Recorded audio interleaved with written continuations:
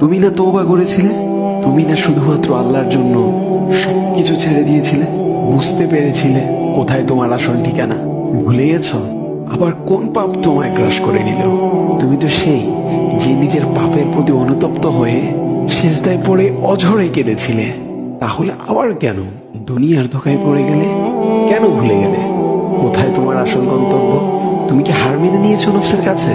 তুমি এত দুর্বল? ভুলে গেছো তুমি কার বান্দা? কে তোমার রব? তোমার রব তো সর্বশক্তিমান। সর্বশক্তিমানের বান্দা আবার কখনো দুর্বল হয় নাকি? মৃত্যু পর্যন্ত লড়ে যাও তুমি। শয়তানকে দেখিয়ে দাও তোমার ইমানের পাওয়ার।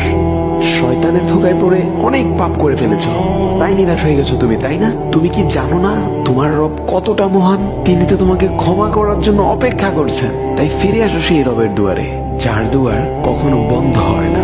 ভিডিওটি ভালো লাগলে একটি শেয়ার করে দিবেন।